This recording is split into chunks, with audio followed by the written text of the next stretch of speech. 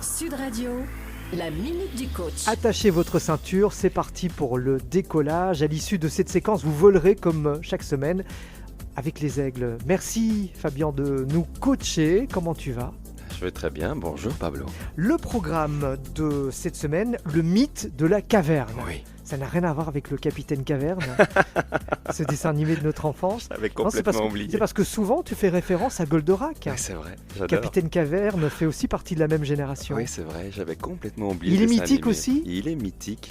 Il est mythique. Moi, je vais vous parler d'un texte majeur en philosophie qui est l'allégorie de la caverne de Platon. Ah, ça n'a rien à voir. On Non. fait le grand écart. Mais c'est diablement inspirant. En très résumé, sans doute les puristes y trouveront à redire, mais je vais tenter de rendre l'histoire accessible à tous.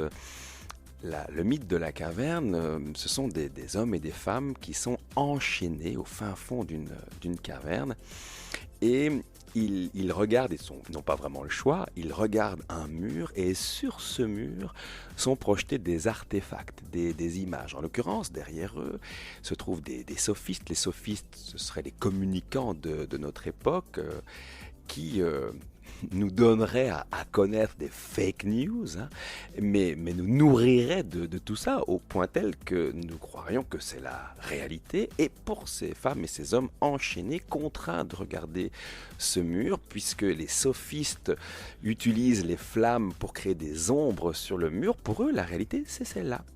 C'est un peu le Truman Show version caverne. Version caverne, absolument. Et l'un d'eux parvient, on ne sait trop comment, à s'échapper et à s'extraire de cette caverne. Le chemin est escarpé, difficile, long, douloureux. Il n'est pas équipé pour ça. Il n'a pas les bonnes chaussures pour ça. Et quand il en sort, il est ébloui par le soleil. Ébloui par le soleil au point où il est obligé de fermer les yeux. Et puis petit à petit, il s'habitue à cette clarté. Retenez le mot, il s'habitue à cette clarté. Et il comprend. Il comprend qu'il a été leurré, trompé, que la vérité est ailleurs. La vérité, il l'a acquise au prix d'efforts presque surhumains en sortant de la caverne. Et il est face à cette vérité. Il veut alors redescendre pour prévenir ses amis enchaînés et leur dire qu'ils se trompent, qu'ils se leurrent, je l'ai dit.